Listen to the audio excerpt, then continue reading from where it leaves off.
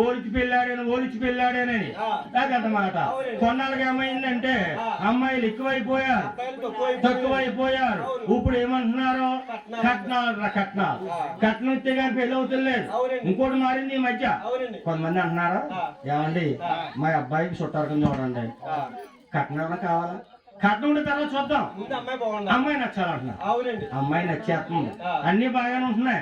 ఇప్పుడు ముందు చూద్దాం అన్న వాళ్ళు కట్నం వేస్తారా? కట్నం మాత్రం తగ్గలేదని కట్నం ఇస్తామే.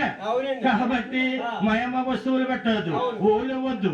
మీ బుద్ధి మంచిదైతే కనిస్తాను. మా బుద్ధి చాలా మంచిది మావయ్య. అవునాయన ఎప్పుడు కూడా దేశ క్యాంప్ లో పొద్దున 8 దాటిన తర్వాత బ్యాట్ ఇచ్చి అడుగులు ఇవ్వనివ్వండి.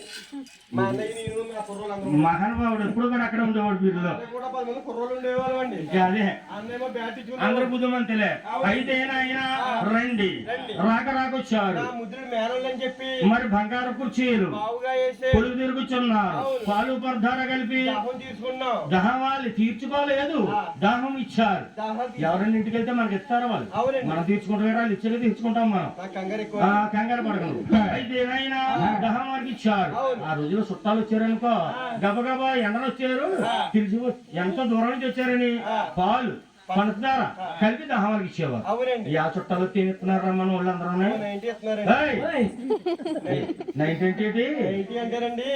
అదే థమ్సప్ డ్రింక్ అండి.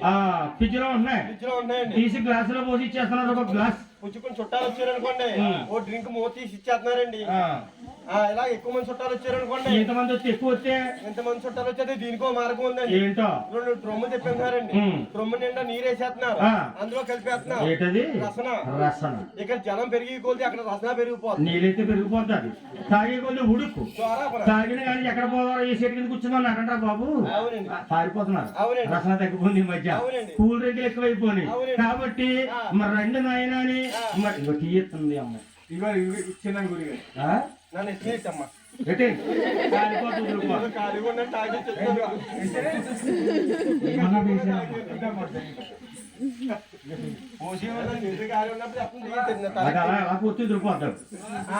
ఆయన ఎప్పుడైతే రాకొచ్చారు అప్పుడు మంగాదేవిని ముస్తాబు చేయమన్నారు. గోవిందరాజు ఏమన్నాడు, ఈ లోపల 6 అన్నదమ్ములు కూర్చున్నాం కదండి.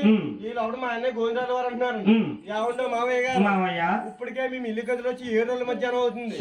ఏమంటే మావయ్య గారు, మా కన్నా తెలిగారు మా గురించి ఎదురు చూస్తూ ఉంటారు. ఒక్కసారి మీ అమ్మని చూపిస్తే చూసి వెళ్ళిపోతాం. ఎవరమ్మని చేసుకుంటా, ఎవరమ్మని అమ్మని చేసుకో,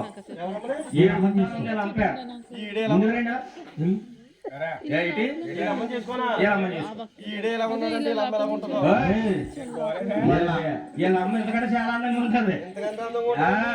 వీళ్ళ అమ్మకండి 7 కొంచాలు ఉంది. 7 కొంచాలు అడ్డు, 7 కొంచాలు ఒకడా అడ్డు. వీళ్ళ అమ్మకి వస్తుందా? ఏంటది? నెల వచ్చినప్పుడు పింఛని 4,000 వస్తుంది. ఆంధ్రలో 4,000 చెప్పాలి. వీళ్ళ అమ్మకి 4 కొంచాలు కాదండి, 4 ఎకరాలు ఉన్నా చేసుకోరండి బాబు. నిజంగా వీళ్ళ అమ్మని పెళ్లి చేసుకోవాలంటే రేక్ కొడవల్లో పెంచుకోవాలి గోర్లు. ఎందుకో వీళ్ళ అమ్మ నిండా గజ్జిది ఎవరైనా ఏముందండి, ఏముందు 4 కొంచాలు కొట్టవలసిన ముందు చేరు కొట్టే ముందు వీళ్ళ అమ్మ కొట్టాడు. నాయన మా ఇద్దరు మీ అమ్మ కొట్టేసారా?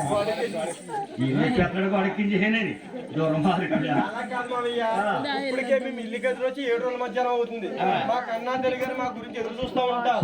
ఒకేసారి మీ 20,000 మాకు చూపించారనుకోండి, నచ్చితే మా తమ్ముడికి చేసుకుంటాం మావయ్య, నచ్చకపోతే మా ఆయనకి మేము వెళ్ళొస్తాం మావయ్య. అయితే కంగారు పడకండి అయ్యా, అబ్బాయిని చూపించాలనుకో ఓకే.